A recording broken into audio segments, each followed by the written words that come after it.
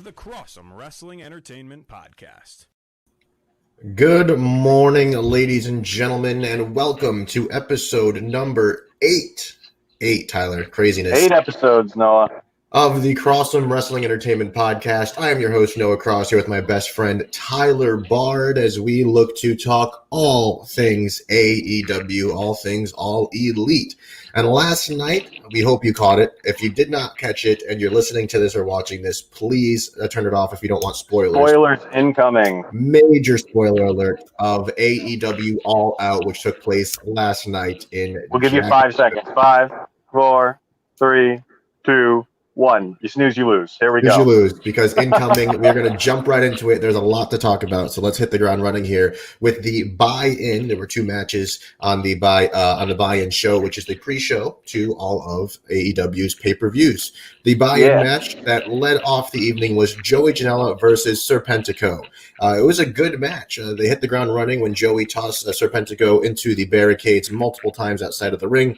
Joey went for a big moonsault when they were back into the ring and missed, and ultimately was able to knock Pentaco down again and hit an elbow drop for the W. As you can see there, Joey came out with Sunny Kiss, and Pentaco was out there with Luther. Overall, I thought this was a good match. It was pretty quick. It was the first match of the night on the pre-show, so I guess they didn't have too much time in that 1 hour slot to get all that done. But Tyler, what'd you think of this bout here? It was good, and with Pentaco having his creepy friend Luther at ringside, it added this element of, like, people who only watch Dynamite were like, whoa, who in the world is that? And people had a little taste of Joey and Sunny Kiss on this week's episode of Dynamite, so it was good that we got to see them. And Pentaco was, of course, the fake facade for Sammy Gavar when he rejoined the Chris Jericho faction. So it was very nice to see these guys who usually only appear on Dark getting some time on the main roster here. Absolutely. Next up was a tag team match that I'm pretty sure was not announced prior to the buy-in, in the likes of 3 and 4 of the Dark Order versus Private Party. This was another good match. It started out with a few headlocks and holds in the center of the ring. I describe this as a fun match in our notes here, and there was many hard-hitting moves. The Dark Order did a stunner into a German suplex into a roll-up combination on Mark of the Private Party, and Mark was able to kick out at 2. That, I would say, was one of the high spots of the match. So if you're watching this show, or so to say, if you watch this show, you would know that that's a high spot. If you haven't, you want to listen anyway, make sure you go watch that. It was a really good match. I definitely recommend it. Private Party was able to win with their classic Hurricane Rana into a cutter finishing move. Which is beautiful. Oh, yeah, always gorgeous to watch. Those guys are great. They're a lot of fun, and their name's Private Party for a reason, because every time they're in the ring, it's a party. You enjoy it. We enjoy it. Great match there. So that was literally all that they had on the buy-in. It was nice to see that they moved the Britt Baker match to the main card, which we'll get into that. Yeah, we'll get into it. And also we thought that the Battle Royale was going to be on the pre-show as well, so it's good to see they moved that to the main show. So very happy with the decisions that they made to continue with that trend of keeping the bigger matches on the main card. So with that being said, let's dive into the main show for AEW All Out, which took place yesterday, Saturday, the 5th of September, 2020. Kicking off the night is the beautiful, amazing, smart, talented Dr. Britt Baker versus Big Swole. Versus Big Swole here. And as you know, the last episode we took picks. So Joe, myself, and Tyler took picks on who we thought would win each match. We're going to, at the end of each match, when we're talking about it, we'll update you on the score, and then we'll go over the overall score at the end to see who won the night. No spoilers, Tyler. So, all right. With that being said, kicking off the evening of AEW All Out was Britt Baker versus Big Swole. Swole pulls up in a Rolls Royce and walks into what looks like a dentist's office. There's a secretary at the front with a face mask on per COVID, and it's Reebok, come to find out, which is pretty obvious it was her. Britt Baker sneaks up on Swole while Swole's walking through and hits her in the back with her degree, because Britt Baker's a doctor, obviously, and it was framed in a glass frame there. Baker takes off her face mask there, which is a plastic covering to protect her beautiful face, and is punching Big Swole with it. They spill outside of the building, and they're fighting on top of what looks like a golf cart And when they get back inside, Baker grabs a needle, and it looks like she's going to try and stab Big Swole with this needle. Tyler, what went through your head when you saw that? It felt like classic cartoon, like just absolutely missed and stabbed yourself by accident. So funny. That moment I love because I wish it actually had a chance to play out more than they let it play out. Because, Novocaine being a numbing agent, it would have been hilarious to just see Britt just dragging her leg through the dentist office. But they didn't let it go much further than that, unfortunately. No, they didn't go much further than that because Swole would then pin Baker down to one of the chairs in there that you would see at a dentist office that she would lay on and put a mask on her, which looked like to be contained laughing gas. And then all of a sudden, Britt Baker just passes out. And Big Swole gets the win, 1-2-3 over her. I'll be honest, whenever you're looking at a pay-per-view or a style of a show that is supposed to be big, it is booked as big, they usually start off with a match that is big. Like you want to start hot and end hot. I honestly don't know what the thought process was in putting this match first. Well, Noah, the problem was they had a lot of backlash that this was supposed to be on the buy-in. This was supposed to be a pre-show match. And people were really upset that Britt and Big Swole weren't getting a major slot in the show. So they caved in and they gave them this major slot, and the match sucked. And this, I can't really give it any credit. The match was just not good. It felt very jobby and spotty, and it just having Reba involved made it that much worse. I just really, really disliked this match. I mean, as a big Britt Baker supporter, it was tough to see that this match was sort of just meh. Again, I feel like it would have been better suited in a different spot in the card. As the opening match, again, you want to start hot and end hot. I feel like a better match here would have been the Natural Nightmares match, or actually, the Young Bucks Jurassic Express would probably have been a good match to kick off a hot tag team match and following the formula 100%. of like an NXT or something like that. But after this opening bout here, in the lead were actually Tyler and Joe, who both chose Big Swole. And I chose Britt Baker as my heart pick because I love Britt Baker, and I will stick with Britt Baker no matter what. So you can't be too upset there. Overall, as we said, this match was sort of meh. If you were not going to watch a match in the show, I would say it's that one, unfortunately, even though I love Britt Baker and Big Swole. Yeah, skip about 10 minutes in. Yeah. So next match was what I would say should have been the opening match, was the Young Bucks versus the Jurassic Express. And oh boy, was this a fantastic wrestling match.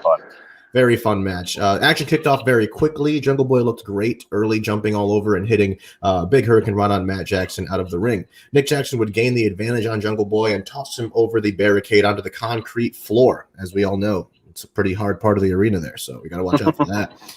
It was a quick-paced match, and the Bucks looked to be getting angry every time Jungle Boy kicked out of the numerous super kicks they delivered. I mean, he was not staying down by any stretch of the means. The Young Bucks would ultimately end up winning with their BTE trigger on Jungle Boy. Tyler, what do you think of this very fun, quick-paced bout here? I really liked it because it actually kind of showed a different side of the Bucks. They seemed very aggressive to this tag team that they have been such good friends with. They have been working well with Jurassic Express, and even when Jungle Boy went to put out for a handshake, the Jackson brothers just smacked it away. So it was just a very different side of them, which was fun though. I don't like it when someone's always a face. I like it when they have their emotional moments. They were just thwarted by one of their supposed best friends. So it's not shocking to see them be in a sour mood. Yeah, for sure. They were still recovering, I guess, or thinking about their bouts, or with Hangman Adam Page, they're unsure about where they're going. So they were pretty angry in this match. They didn't want to. And by the end, just absolutely took it to Jungle Boy. Yeah. Hitting him multiple times with multiple finishers and finishing it with the BTE trigger. And ouch. But you know what wasn't ouch? That Tyler started off with an early lead. Here we go. Already with this. All right. Yes, Tyler is correct because Tyler chose the Young Bucks for this match, and Joe and I chose Jurassic Express as we both love them so much. So maybe next time I'll have to think of more with my head and not my heart when it comes to choosing wrestling here. But we'll get there. We'll get there. Next up was a match that is really hard to predict, which I'm impressed with who won and who chose correctly, which we'll get there. If you remember from last week's episode, good for you. So next up was the Casino Battle Royale. And as you see there, those are the rules. It starts with 5 men. Every 3 minutes, a new wave of 5 men enter. The lucky number 21 or the Joker card will enter last. And it is a Battle Royal style type of match, meaning the last person in the ring whose feet does not touch the floor after going over the top rope will be proclaimed the winner. So, with that being said, let's jump into this Casino Battle Royale. As the first group was Jake Hager, Christopher Daniels of SCU, Trent of the Best Friends, The Blade, and Ray Fenix, which was awesome top 5 there. They started off kind of regular Battle Royal style of just punching and holding each other up against the ropes and that kind of thing. Nothing too exciting in the first batch. Batch number 2 had Frankie Kazarian of SCU, Will Hobbs, who is a massive human being, Chucky T of the Best Friends, and Santana and Ortiz, who came in at the same time. Talk about cheap. Talk about cheap there. Blade, yes. The first eliminated was the Blade, which I was a little surprised we weren't able to see him and his tag team partner, the Butcher, actually be able to be in there together. So that was kind of odd. Let's see here. Hobbs, I want to talk about this spot that they actually had in the middle of this match where Will Hobbs, caught Ray Phoenix on his shoulders, literally like he was nothing. Like, I don't think words can describe how massive and strong Will Hobbs is. Because have you ever played wrestling with a little kid, Tyler? Yeah, of course. And like they go to jump on you and you just catch them, like, just don't budge at all because they're a child, or like you're throwing like a blanket or a pillow in the air and you catch it like when you were a kid and you just that's definitely a good comparison. That's what it looked like. Like, it straight up looked like Hobbs just was playing with his little brother and just caught him on his shoulders. Was like, oh hey buddy. Like, he did not budge at all. Like, that's how big of a human being Hobbs is. The third batch there contained Billy Gunn, which was a surprise there, which was nice to see. Penta El Zero, Ricky Starks, Brian Cage, and my pick, Darby Allin. So it was good to see there. And Darby Allin came in and immediately eliminated Ray Fenix, which was kind of surprising, to be honest. No, I like that. I think that's going to set up a good rivalry. That would be a great bout, Ray Fenix and Darby Allin. I'd take that all day, every day, and twice on Sunday. I love it. Chucky T and Trent are now in the ring together, and they get to be the best friends they are, and they hug, and you get that whole Okada-style camera zoom out. And everyone popped. And, we should have added before, this was actually one of the first shows that AEW had with fans in the audience. They were only at like a third capacity, even less. Everyone was spread out, everyone wore masks and that kind of thing. So it was cool to hear some genuine fan reactions when Chucky T and Trent were able to hug like the best friends that they are. But immediately after that, Chucky would get tossed over the rope, leaving his best friend Trent very sad. Batch number 4 had Sean Spears, Eddie Kingston, The Butcher, Tyler's pick Sonny Kiss, and Joe's pick Lance Archer, which was very cool to see so many of our picks come out. In a shocking turn, Sonny Kiss eliminates Jake Hager. That was awesome. I mean, yeah, that was very excited about that. Freaking crazy. I don't think anyone expected that elimination. Like, I expected Sonny Kiss to come in and kick some ass because he's done it before. Kick some ass with his ass. But yeah, to eliminate Hager, oh boy, that is to me, that's a push and a half. Yeah. Would you say that was your favorite part? It was one of my favorite parts because I think it sets up a great storyline. You know what my favorite part is. It's coming up because it's hilarious and I laughed my butt off. Oh, Lord. Oh, if anyone who's listening has a favorite part, please tell us. We'd love to hear what you enjoyed about the entire night's worth of matches here. But next up, there's Kyle Torres there. He said his favorite part was in the match when Brian Cage came in and immediately tossed Billy. Yeah.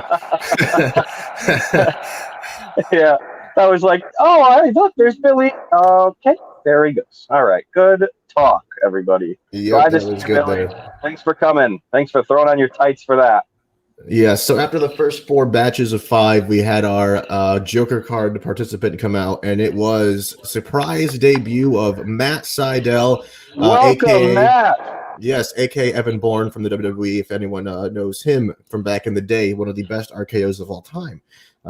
Shooting star press he does, a.k.a. Airborne, as he comes out to the ring, climbs to the top rope, and goes to hit Airborne, whatever he calls it now, and he slips on the top rope and tumbles down to the mat. Oh my gosh. It was it doesn't get much richer than that. Yeah. Oh man, and that just started an absolute tumble of things going wrong. Yes, he comes out in that position, and then all of a sudden, as he's lying there in a messy heap, he suddenly a bunch of fireworks start going off. Yeah, you just heard a bunch of random popping, and Jim Ross on the commentary team even said it's like the 4th of July in here or something along those lines. He goes, well, we hear fireworks. Good thing it's Memorial Day weekend. Yeah, I'm like, no, Jim Ross, it is Labor Day weekend. But good effort. I appreciate you trying to cover your tracks, but no, sir. And after that point, man, ugh.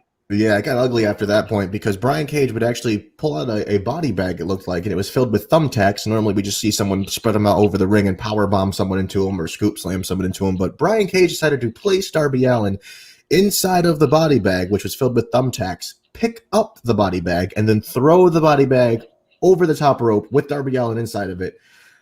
I gotta know how you're Darby Allin. Just like, yeah, that sounds awesome. Like, let's do it. This is fine. Yeah. That's cool. Like, whatever. So Brian Cage would then turn around and check the hell out of Will Hobbs, sending him flying across the ring. And when he did that, Eddie Kingston had a look on his face of like, you know what, I'm going to stay here in this corner and not bother either of you. It was really funny. If you watch, this is a good match to watch. I would definitely recommend watching the Battle Royal if you're not going to watch anything else. And then Archer and Cage go face to face in the middle of the ring, which looks like it's going to be a big bout of two big dudes. And then Archer eliminates Brian Cage, leaving our final three as Archer, Kingston, and Mattseidel here, which is cool. Seidel would quickly get eliminated, and then Archer would eliminate Kingston to win the Battle Royale. Leaving Joe Acquire. Joe was able to predict this, which is crazy considering this was the only match that, I mean, there were so many unknowns, and Joe was able to just hop in and be like, crazy? What's up? I said, was it crazy? I think it's crazy, yes, Tyler, because neither you or I chose the winner in a match with 21 participants. I remember saying last week that was the easy pick, and the only reason I'm not picking them is because you picked them. So with that being said, Joe, can you please pop on for a second? I want you to defend your honor here because this is an impressive pick. Joe, congratulations. I mean, here's what I'm saying, though. There were 21 people in this match, and only one person will win. And I was solid in my Darby Allin pick. If you're watching, please tell us who you thought might win this match. But, Joe, please defend your pick here because I'm giving you mad props. Well, here's the thing. I only knew about 12 of the guys that were even in the match. But here's what I do know. I do know that a crafty guy like Archer's going to go out there. He just seemed like the guy that was going to win. You called it the easy pick, Tyler, and here's the problem with the easy pick. It's easy for a reason. Right? That might be the obvious guy, but you got to factor in all these other champions, right? Seidel pops in, making his AEW debut. Got to love that. But still, Tyler. Until he busted his ass. Still, despite all the wild card factors, I was brave enough to stick with Archer. Paid off in the end. Brave enough. This guy. Noah, stop snapping or I'm going to ruin the end of this. So, Joe, thank you very much for coming on defending your pick there. We'll call you back on at the end when we go over the end results. You're the best. Thank you, sir. Archer! So, leaving the standings for the evening, where Joe actually chose Archer for that match, as you just saw, which ties him with Tyler. So Tyler is up 2, Joe is up 2, and I am still 0. I am still 0 on the board for picks of All Out that evening. Next up was a match that we were all very excited for, as we all had our choice of Matt Hardy here. But, hey, something crazy happened here. As Matt Hardy versus Sammy Gavar in a Broken Rules match, and the match started off at the Jaguar Stadium, and you see Matt there. You're kind of like, where's Sammy? We're going to start this thing off. And then all of a sudden, you see Sammy on a golf cart who's trying to run Matt Hardy over per a spot that happened a few weeks ago where Sammy almost got ran over. So it's funny to see that. Callback. Yeah, it was a good callback. I enjoyed it. But we go to a spot where Hardy is drills Sammy with the DDT onto a table, like a stadium-style table. Look at it, Joe. Oh. And then they climbed up this lift, as you see here on your screen. And I will say, if you want to go watch this spot, you'll probably hear a lot about it. You could watch it, but viewer discretion is definitely advised. It was very ugly. As Sammy goes to spear Matt off of a lift, and they miss the table, and Matt Hardy's head, legitimately, this is not kayfabe, folks. This is real life. Matt Hardy's head hit the concrete floor, and he concussed him. And Matt Hardy was actually unconscious. Like Matt Hardy, yeah, he might as well have looked like that, Joe. Luckily he didn't bleed at all. But holy, yes, ow. Referee Aubrey was actually the referee of this match, and she went over to Matt Hardy as he was laying unconscious on the floor, and she put up the X and said, the match should not continue as Matt Hardy is literally knocked out. And it was clear that he was suffering from those effects of having that big head injury, as he just got over another head injury a few weeks ago when he had that chair shot. So he's going to be shelved for a long time after that. Yeah, it was not fun to see, and honestly, it was scary. It was scary to see because you don't want to see anybody in that predicament, especially when they're just trying to. Noah can attest to it. I was literally like hiding behind the wall because I thought he had died. I thought he was like, the way he was stumbling around, he looked like a baby deer that had been shot in the leg. Yeah, and he couldn't get his balance back, and it was just very scary. This shot here that you see on your screen is actually AEW doctor and referee Aubrey holding Matt Hardy down, just kind of like, dude, just chill, like the match is over. Because Matt, when he came to again and realized, where he was for a second, he tried to continue the match. He started yelling like delete or give me Sammy and that kind of thing. And honestly, we thought it was over. So until a few moments after this, I should say. It was over. They went to commercial. Yes. Well, they played like a package, but then they came back and the match continued. And Matt Hardy and Sammy took off. They climbed a rafter, and Hardy would just kind of punch Sammy Guevara, who fell down and went through the stage there. And referee Aubrey counted to 10, thus counting out Sammy Guevara, giving Matt the win. This match, again, it was scary. If you watch this, please just be cautious. I'm not even rating it. I can't rate it because I feel so bad for Matt. I'm pretty sure he's still in the hospital right now. Yeah, as one of our viewers here, Kyle, mentioned, and we actually saw before, Matt Hardy is in there. Tony said the same thing too on the post show. Yes, he was sent to the hospital last night. We haven't heard anything since then. We hope Matt's doing okay. Obviously, you don't want to see anybody get injured, especially when it comes to a head injury like this. So, Matt, we hope you're doing all right. We hope to see you back in the ring, once you're healthy again, to be able to get back at Sammy Guevara here, because this match was scary. And in all honesty, it was kind of sad because it looked like it could have been a great match with this broken rules format. But they weren't able to really get it off the ground because that happened very early on within the first 7 minutes where Matt hurt himself like that. This would put the scoring. We all chose Matt, so it didn't really matter. It was a wash. So the scoring is 3 for Tyler, 3 for Joe, and 1 for myself. Hey, you're on the board. Hey, thanks. Next up, we will get back to some women's action where we had Thunder Rosa challenging Shida for the AEW Women's Championship. At the beginning of the match, they stood face to face in the middle of the ring and then began exchanging a combination of lefts and rights. The match was pretty even until Shida hit a tilt-a-whirl backbreaker on Rosa and took control. The match spilled out of the ring, as many of them do, and Rosa gains control with a big boot. The match ended up back in the ring where Rosa kept control, and she hit a Death Valley driver on the apron. The hardest part of the ring. Thank you. I mean, I don't know how that was even survivable. Me, man. I anytime it's said, don't you worry. I've already got it like in the chamber, ready to fire. Thank you. So yeah, she hit that Death Valley driver on the apron there. Spills in. Shida was able to. Yes, she was able to kick out there, and then Shida hit her finishing move after a big comeback to retain her AEW Women's Championship. I would say that this was one of the better women's matches of the last few weeks here, Tyler. Finally, man, they put on a good match, and even still, it was a little cheese. There were a few moments that were like it almost looked like Thunder Rosa was kind of annoyed with Hikaru Shida. Like Thunder Rosa was the legend and the more experienced person, and Shida was not agreeing with her or something like that on how the match was going to move forward. But ultimately, they did a good job. Yeah, for sure. They did a great job. I enjoyed watching it, and I would say the right woman won. And the likes of Hiroku Shida kept her AEW championship. Sorry. Thank you for the correction there. Let's see here. Joe had Thunder Rosa, so he took the L on that match, and myself and Tyler both had Shida. So Tyler will go up to 4 points ahead of the pack here. Joe will remain at 3, and I am on the board with 2, as I also chose Shida here. Right after this match was a very funny backstage segment where we saw Kip Sabian with Penelope Ford, and Kip Sabian was promoting his Twitch channel, and he put up a sign there just saying, join us on Twitch after the show and so and so. And the funniest part of it was a message pop up at the bottom of the screen, a banner simply saying AEW approves this message, and saying AEW supports their talents having private channels such as Twitch and YouTube and things like that. If you've heard amongst the wrestling news going on, the WWE actually banned their superstars from having private channels such as Twitches, such as things that would make them money. Cameo, YouTube, Cameo, that kind of thing. Instagram.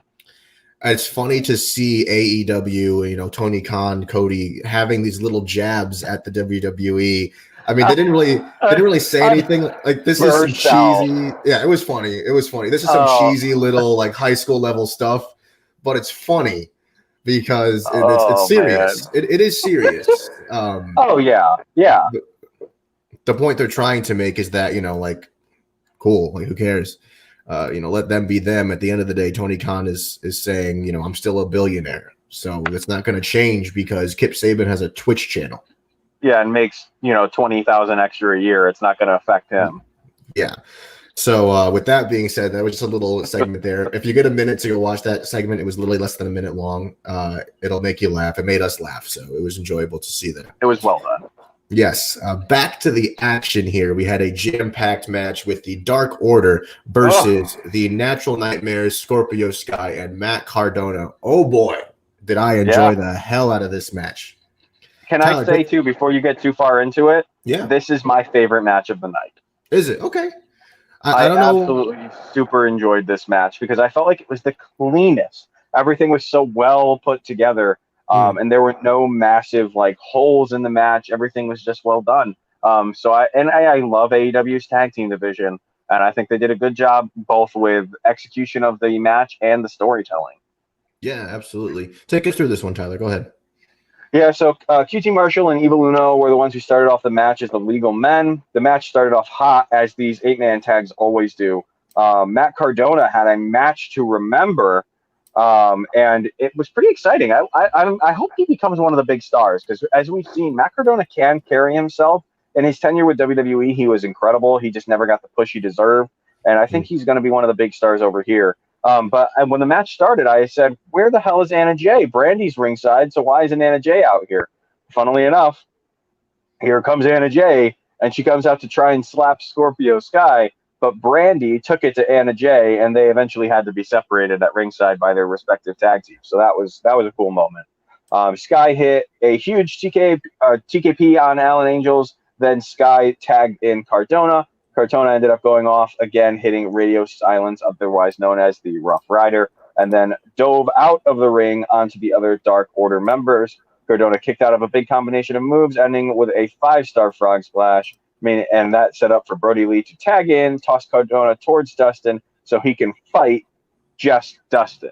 So it would have been the 2 legal men in the road were Cardona and Brody, but Dustin's in the corner chirping, so he's like, all right, you want to fight me? Tag in then. So he threw him over. He does. He hits a monster lariat on Dustin, and Lee tags in Colt Cabana. And I disagree with something you wrote here. You said he tagged him in so that he could hit a moonsault and miss. No, he tagged him in so he could get the pinfall. The pinfall would have been a 1-2-3. Colt Cabana was stupid and climbed up to the top rope to hit a moonsault. Actually, wasn't it a frog splash? Or was it a moonsault? I don't remember. It was the moonsault. The frog splash was before. Oh, that's right. Okay, so he goes to hit a moonsault, misses, gets hit with a roll-up. Everyone else is tied up outside the ring, and the Dark Order falls to the mixed match of Cardona, Scorpio Sky, and the Natural Nightmares. Yes. So in this match here, Tyler, remember, did someone say that the roll-up victory would take place? Did someone say that? Yeah, but you didn't say it this way around. You said the other way around. Fair, but I'm going to stick with the roll-up victory being my call. I'm going to stick with that. So, with that being said, This match was great. I really enjoyed it. Joe and I had the Team of the Natural Nightmares, and Tyler chose Dark Order, which actually ties Joe with Tyler. So Tyler has 4 points, Joe has 4 points, and I'm on the board still with 3, trailing behind. And you'll see a theme here with my score the entire evening. I don't have this here, but I just want to say, just after this match, Dustin Rhodes delivered a promo backstage because he was told he would be actually getting a TNT Championship match against Mr. Brody Lee because they were able to get the W over the Dark Order. Dustin Rhodes got very emotional backstage, saying he hasn't had a chance at gold in a very long time, and he cut a promo that I would say was quote-unquote Rhodes-like. It was clear who his father was. It's clear who his brother Cody is. So it was awesome to see Dustin with that much emotion. If you have a minute to go watch his promo, do it, because it hyped me up a lot. You can ask Tyler. He saw how hyped I was getting. I was telling him all about it. So Tyler, are you excited for Dynamite, where we get to see Dustin take on Brody Lee? Oh, of course. Yeah, that's going to be so much fun. What I loved was during his promo, he was just like, and Cody's going to come back and win that title. And then it's, oh, well, Tony Khan is telling me that you're next up. He's like, I am going to win that title. I was like, oh, wow, funny how it changes when the title is now being put in your hands. So, yeah, pretty fun match overall. Excited to see Dustin. But, as much as I did love this match, it wasn't the one on my mind. It was the one we were approaching that I was really starting to get ready for. Yes, absolutely. And that is another tag team bout in the likes of Hangman Adam Page and Kenny Omega versus FTR for the AEW World Tag Team Championships. This match would start off actually beforehand, where Hangman Adam Page said to Omega, listen, trust me, we're going to stick together. As you know, there were some rumblings between Hangman Adam Page and the Elite, and Omega was questioning where Page's lineage was. So Page said, listen, I got you, homie. We got this. Let's do it. Omega hit a lot of his classic moveset after a quick hot tag from Hangman Adam Page, and it looked like they were going to work together. It looked like they were actually going to pull through it. And I remember Tyler even said to me, like, yeah, I think they're going to do this. Like, it looks like they're not going to bout. They're not going to beef. They're going to just put their differences aside or put the past aside and try and retain the championships. And that was all going very well until Kenny Omega accidentally hit Hangman Adam Page with a V-trigger, and that would give FTR the win after a back-and-forth bout. They were able to get the best of them and take those tag championships away from the match was all right, but they were far. Really, this was his match of the night. This was Kyle's match of the night. I can't agree with you. I get it was fun, but at this point in the night, they were already just about to reach 11 o'clock, and there were like 25 near falls. And I love near falls. I like matches that make me think it could end more than once, but not 25 times. Can we please have a more decisive win than a match that just constantly goes back and forth for like how long did this go? 30 minutes? Yeah, I was starting to fall asleep on the couch. I was like, all right, boys, you're not that entertaining. I will say I do have to disagree though, Tyler. I do think this is one of the matches of the night, simply because of the fact that we got to see FTR tear it up again in the ring with a tag team. Now this isn't the best of what FTR can do. I think we were more focused on the relationship between Kenny and Hangman. Like after the match, we didn't really get to see FTR, I guess, celebrate too much or say, hey, we are the guys now of the tag team division, because after the match, Kenny was upset with Hangman, and it looked like he was going to actually hit him with what looked like a TV tray or something like that and take out his frustrations on his tag team partner.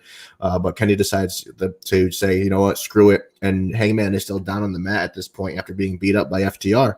And Kenny just leaves Adam Page in the ring and just says bye and just leaves him there to, pick himself up and pull himself back to the backstage, the area there.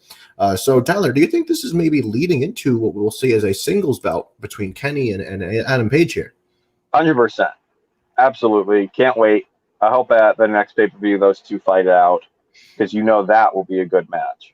Okay. Yeah, we'll see. I mean, I'm definitely looking forward to what they would have as a singles bout.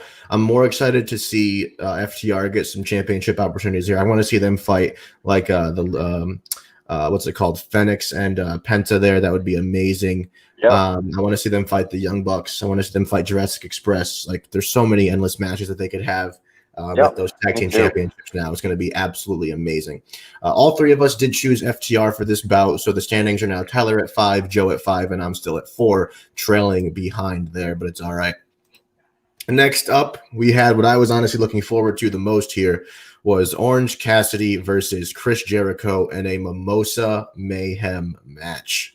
Oh boy, was I excited for this one. And you opened up the scene there and you saw two large vats of mimosa on two sides of the ring. Obviously, you can win this match by either throwing your opponent into a vat of mimosa, pinfall, or submission. Jericho came out, and as we said, this was one of the first times where AEW was able to have a small audience in attendance. And, well, they did not sound small as they were singing Jericho's theme song even after the music stopped playing. So it's cool to see that Jericho's polarization still exists in the realms of wrestling. So it's awesome to see that he still is the man, we should say. The bell rings and Jericho hits an immediate code breaker on OC and then goes around, then goes ground and pound style offense on him, just delivering lefts and rights. Early on, Jericho tries to force OC into that huge vat of mimosa, and then OC tosses Jericho onto the ground outside of the ring and tries to distance himself from the vat of mimosa because obviously if he fell in or slipped in, he could lose. Tyler, want to take us through the rest of this one?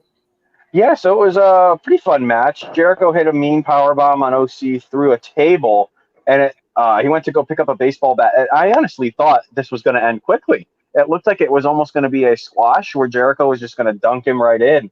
But OC delivered a huge super kick to Jericho, hit him with an ice bucket that they had at ringside next to the mimosa pit because of course mimosas on ice, best way to have them.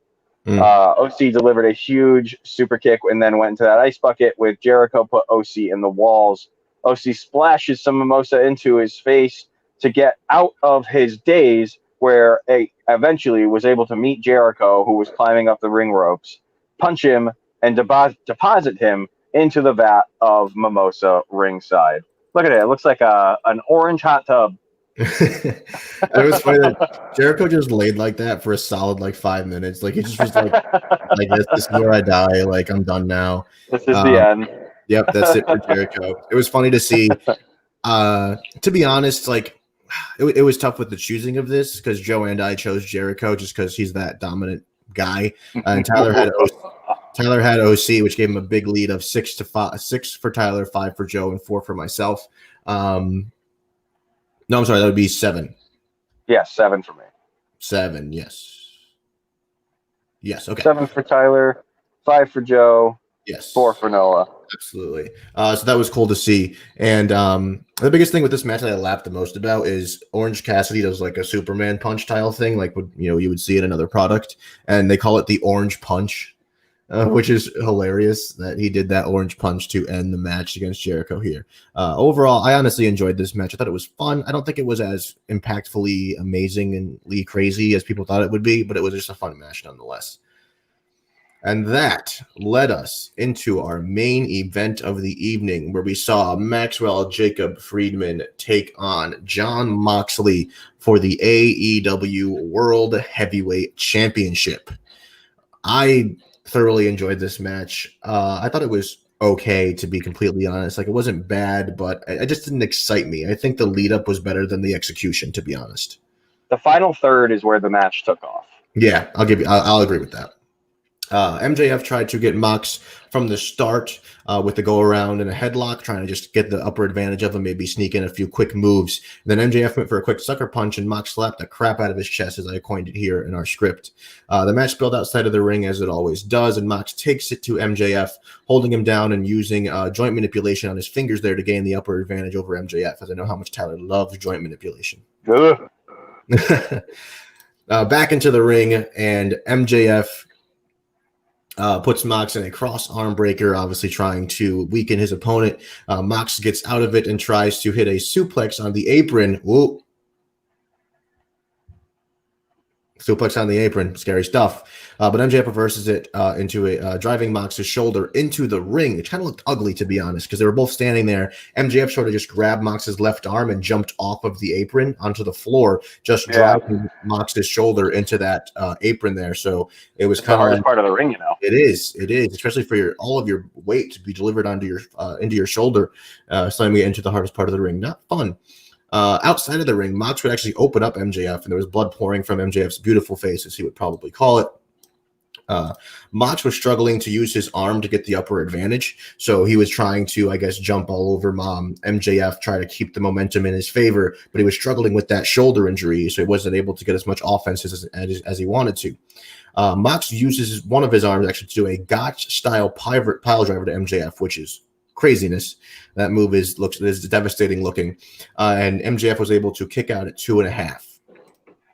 MJF was getting desperate at a certain point. It resulted to biting Jon Moxley to create distance between the two of them, get out of holds and maneuvers and stuff like that. MJF actually was kind of stupid and spit in Moxley's face, and Moxley had enough, and he went for a paradigm shift. As we know, this is banned, and if Moxley did that, he lost the evening, and the ref reminds Moxley, hey, you can't do that. You can't use the paradigm shift. And while Mox was distracted, MJF takes advantage and puts Mox in a submission move. MJF would then go on to hit a crossroads mocking Cody Rhodes, who he's fought with for a while, and Moxley was able to kick out at 2. And then, as that happened, Wardlow, MJF's lackey, would jump up onto the apron and try to assist MJF. Moxley saw that the referee was distracted, telling Wardlow to go away because he's not actually a legal person in the match. And Moxley would capitalize and use the paradigm shift anyway, even though it was banned. Cheater. Because the referee was distracted. Cheater. And actually help him get the W. He was able to beat MJF 1-2-3. Again, I thought this match was good. I wouldn't say it was great. I think it was a great lead up with the packages, the promos they had, contract signings, whatever else. Well, you know what this match did, Noah, is it set up that this rivalry is not over yet. MJF will absolutely be getting another title shot. And I believe in his second attempt, he's going to win. This match for me showed me, everyone, when you think of MJF, you think of just a great mic-skilled person. This match reinstilled in me that MJF is one of the best wrestlers on the roster. Okay. He absolutely held his own against the guy who won #1 wrestler in the world last week. So I think MJF is going to win this title next time he faces someone for it. I don't know about that, but I'll definitely give it to the guys. They had a good match. I don't think it was as of caliber as what Moxley's used to having in terms of gruesomeness and just overall, like, wow, that was crazy. So we'll see who Mox faces next. I'm excited to see who is next up for him. And actually, it should be Chris Archer who won the Battle Royal, so it'd be cool to see what Archer can do against Moxley. That'll be a good brute match there. So let's see those numbers, Mr. Cross. Yes, we'll get to there. Kyle, Tyler will agree with you. I cannot. Oh, I love MJF. MJF is one of the best wrestlers on the roster. Bar none, he's in the top 3. Okay, I'm not going. No, we're not going there. We're not going there. Because you know you'll lose, but it's fine. No, I have to disagree. That's for another day.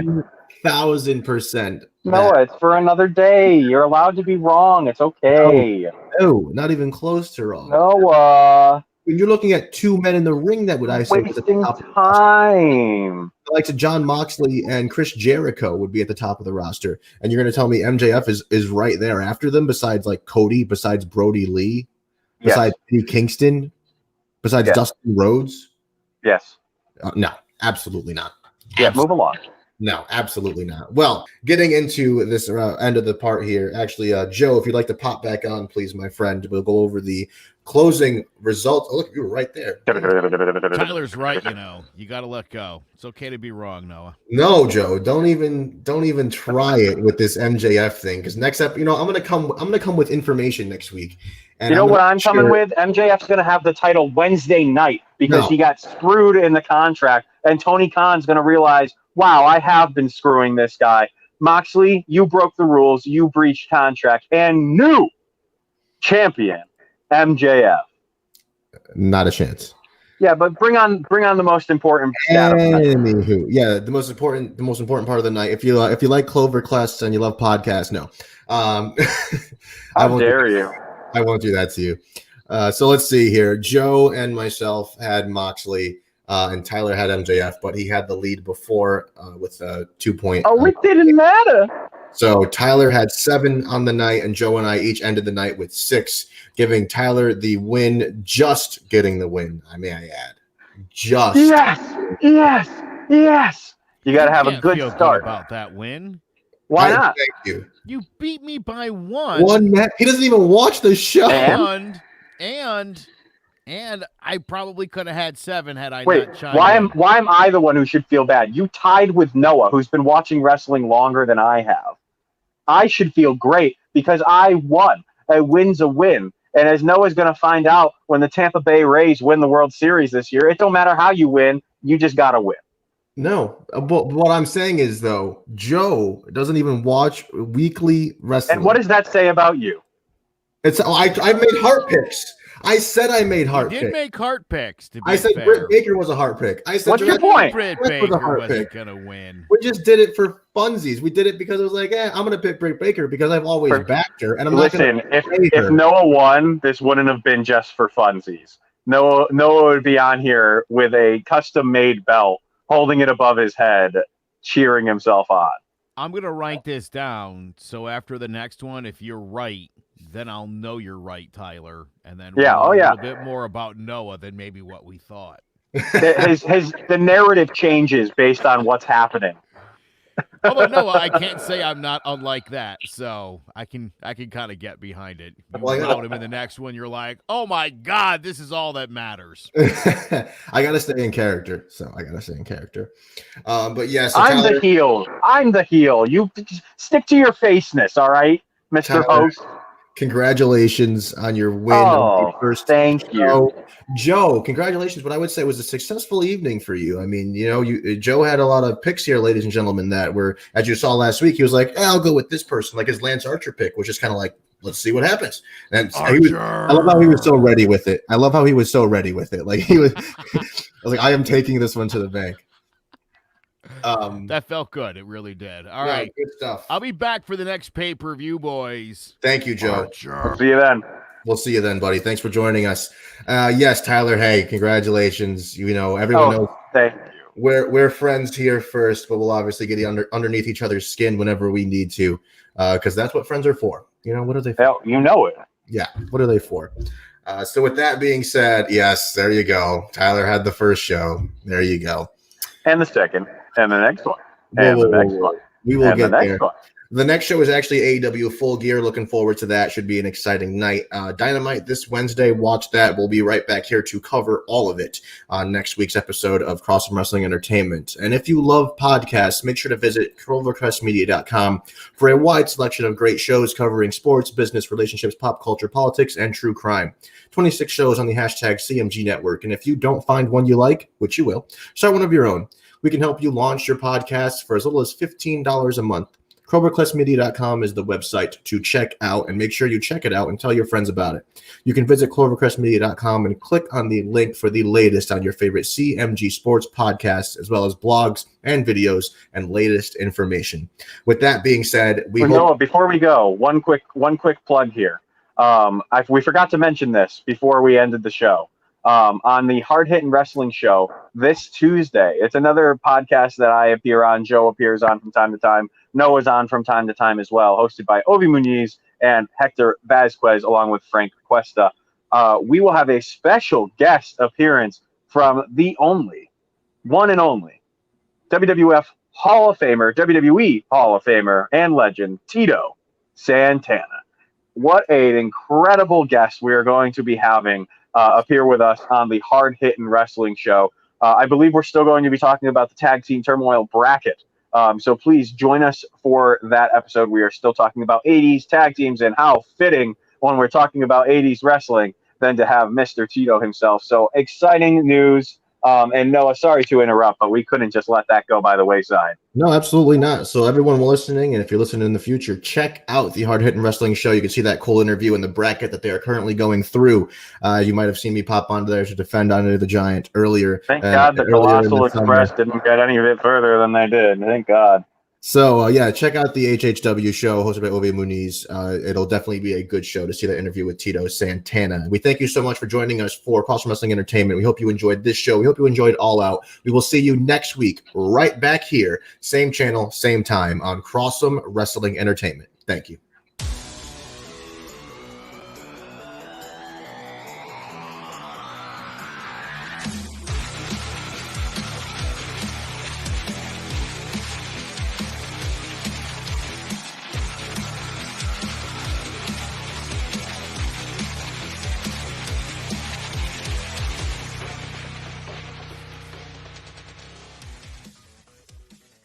listening to the Crossoome Wrestling Entertainment Podcast.